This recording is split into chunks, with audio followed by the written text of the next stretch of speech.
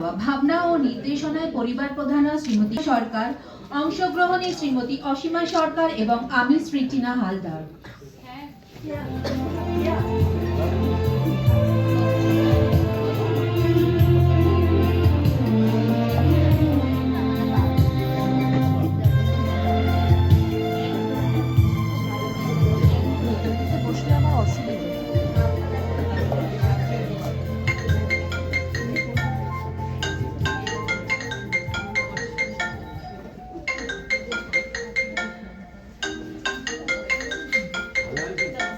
Hello, কে?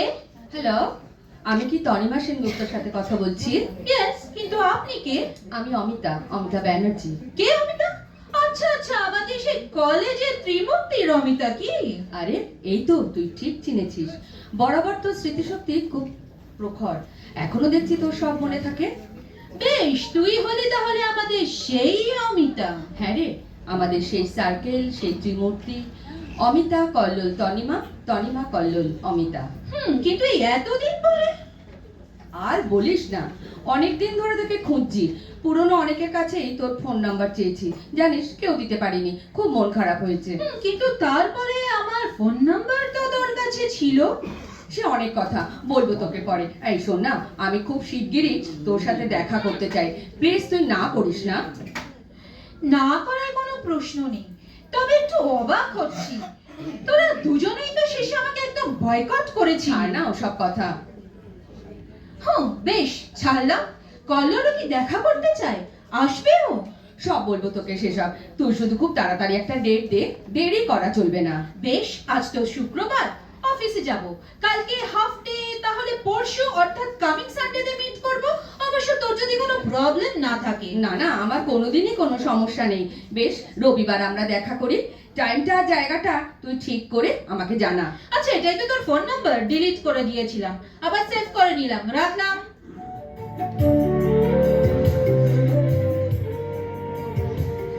মঞ্জুদি, আমি অফিসে বেরোলাম, দরজাটা বন্ধ করে দাও, আজ ফিরতে দেরি হবে। তুমি রান্না করে কাজ সেরে চলে যেও, আমার কাছে চাবি আছে, আমি ঢুকে যাব।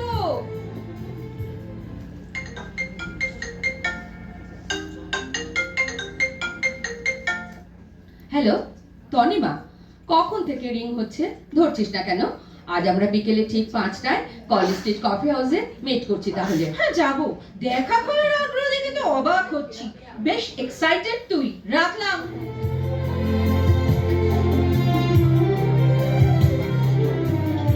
এক্সকিউজ মি, যদি কেউ ভুল না করে, তুই অমিতা তো? এই তনিমা, আয় আয় বস। হ্যাঁ রে, আমি অমিতা। কখন এসেছি আর শুধু দরজার দিকে তাকিয়ে আছি, তুই কখন আসবি, দুজনের জন্য কফি বলি। বলতে পারিস? তারপরে তোর কল্লোল কোথায়, এলো না তো? আমায় এত জরুরি তলব কেন? বলবো বলবো, সব বলবো তোকে, তাই তো ডেকেছি, আজ সব সত্যি বলবো। তাই? সত্যি বলবি? আর কি সত্যি কি মিথ্যা বলবি? আমার জীবন থেকে তো সব সুখ তুই কেড়ে নিয়েছিস। প্লিজ তনিমা, ওইভাবে বলিস না। নে কফিটা খা, খেতে খেতে আমরা কথা বলি। আজ শুধু সব বলবো বলেই তোকে ডেকেছি, তোকে ছাড়া আর কাকেই বা বলবো। বুঝলাম, কিন্তু সেদিন রাতের বেলা তো তুই আমার আসল মানুষটাকে পুরো পাল্টে দিলি। কল্লোলকে। কল্লোল সেদিন আমার কোনো কথাই শুনলো না, তুই আমার সব শেষ করেছিস তুই। Please Tanima, I am really very sorry, please. Sorry বলেই কি সব মিটে যায়? আজকে তাকে আনলি না কেন? জানতে চাইতাম আমার অপরাধ, শুনতাম সে কি বলতে চায়। চোরের মতো পালালো কেন সেদিন? বলবো বলবো, প্লিজ তুই আগে একটু শান্ত হ। সব বলবো বলেই তো তোকে ডাকলাম। আমাদের দুই বাড়ির মাঝে কথা হয়ে গেল, বিয়ের ডেট ঠিক হয়ে গেল, তারপরেও তুই ওর কাছে আমার সম্পর্কে কি এমন বললি যে ও আমাকে নিমেষের মধ্যে পুরো ভুলে গেল, আমার কোনো কথাই শুনলো না, আর সাথে সাথে মন্দিরে তোরা বিয়েও করলি? সেটা তো আমার মা নিজেই আমাকে জানিয়েছিলেন। বল বল, আজকে তোর দিন, তুই সব বল, আমি শুনবো। আমি জানি সব দোষ আমার। হ্যাঁ, আমি সেদিন তোর কাছ থেকে কল্লোলকে দূরে সরিয়েছিলাম, কল্লোলের কাছে তোর সম্পর্কে বাজে মিথ্যে কথা বলেছিলাম। হ্যাঁ জানি, তুই কি ভাবলি তুই বললি বলে আমি জানলাম? মা আমাকে তো সব কুকীর্তির কথা বলেছেন। ভুল, তোর ভুল, তুই সব ভুল জানিস। তখন আমাদের সংসারে বড়ই অভাব। তুই জানিস পরীক্ষার ফিস দেবার মতো ক্ষমতা আমার ছিল না, আর তার পুরোপুরি সুযোগ নিয়েছিলেন মাসিমা, মানে তোর মা। আজ মাসিমা নেই, তাই বলে সত্যিটা তো মিথ্যে হয়ে যাবে না। চুপ কর, একদম চুপ কর। শিশি, তুই আমার মাকে অ্যাকিউজ করছিস? জানি তোর খুব খারাপ লাগছে তনু। তোর ক্লোজ ফ্রেন্ড হওয়ার সুবাদে তোদের বাড়ি আমার যাতায়াত ছিল সবচেয়ে বেশি, আর ঠিক সেই সুযোগটা নিলেন মাসিমা। মানে কি বলছিস নাকি তুই? এই যে অবিশ্বাস্য। হ্যাঁ, অবাক হওয়ার আরো বাকি রে তনু। তোকে আজ সব শুনতেই হবে, কারণ তুই জানতেই পারিসনি যে কল্লোলকে তোর ভালোবাসা এবং বিয়ে করার জেদের কাছে বাধ্য হয়ে হার মেরেছিলেন মাসিমা। কল্লোলকে উনি কোনোদিনই পছন্দ করতেন না, তুই সেটা বুঝতেই পারিসনি। উনি অন্য জায়গায় আরো পয়সাওয়ালা ঘরে তোর বিয়ে দেবেন বলে মনস্থ করেছিলেন। তারপর তারপর তুই বল অমু, আমি সব জানতে চাই, সব শুনতে চাই। তোর অনুপস্থিতিতে আমি না জেনে তোদের বাড়ি যাই। ঠিক সেই সময় আমাকে 5 লাখ টাকা অফার করে মাসিমা রীতিমতো হুমকি দিয়ে আমাকে কল্লোলকে তোর থেকে সরিয়ে নিতে বলেন, মিথ্যে প্রেমের অভিনয় করে।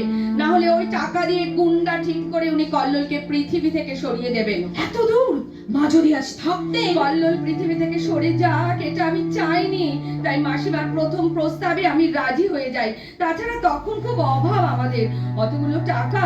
তবে ভেবেছিলাম তোকে পরে সব বলবো, কিন্তু তোরা যেন কোথায় চলে গেলি, জানতেও পারলাম না। আচ্ছা তারপর কল্লোল কোথায় বল? বলছি তোর আদরের ধন আজও এই 5 বছর ধরে আমার কাছে আদরের সাথেই সুরক্ষিত।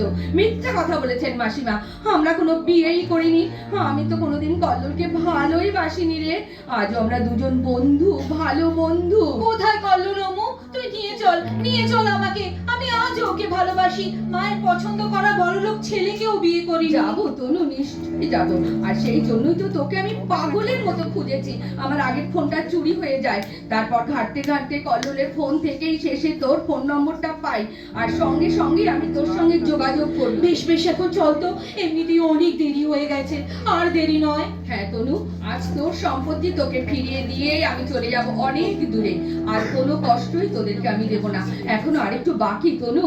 তোর থেকে সরিয়ে নেবার পর কল্লোল একদম মন মরা হয়ে গেছে, আমাকে সহ্যই করতে পারে না। খালি আমার মধ্যে তোকে খোঁজে, আর ভালো করে আমার মুখটা যখনই দেখে তখনই আমাকে জোরে ধাক্কা মেরে দূরে সরিয়ে দেয়। আর চাকরিটা? আছে, রোজ যায়, অফিস কলিগরাও সব জানে। আমার নিজেকে খুব দোষী বলে মনে হয়। অনেক বলেছি তনুকে একটা ফোন কর, অভিমান করে সেটাও করেনি। ওকে সব বুঝিয়ে বলেছি, আর আসতেও বলেছি, অভিমানে আসেনি। বলে ও তো এখন পরস্ত্রী, কি হবে দেখা করে। আর মাসিমার দেওয়া 5 লাখ টাকাটাও আমি সযত্নে রেখে দিয়েছি রে। 1 পয়সাও আমি খরচা করতে পারিনি। নিজের কাছে নিজের দায়িত্বে চোখে চোখে রেখেছি তোর কল্লোলকে। আজ সব ফিরিয়ে দেব তোকে। তোরা দুজনে বিয়ে করে সুখী হ, ওর বাবা মাও তোর অপেক্ষায়।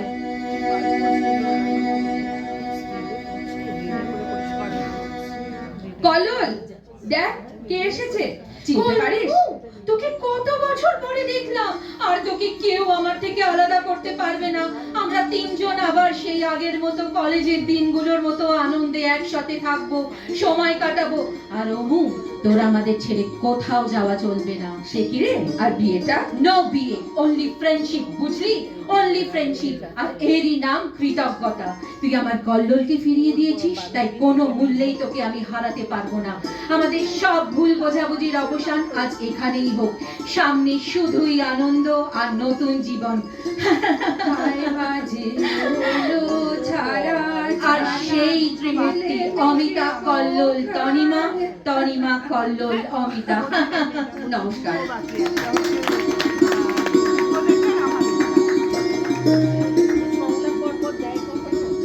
পরে তো সংলাপ হিসেবে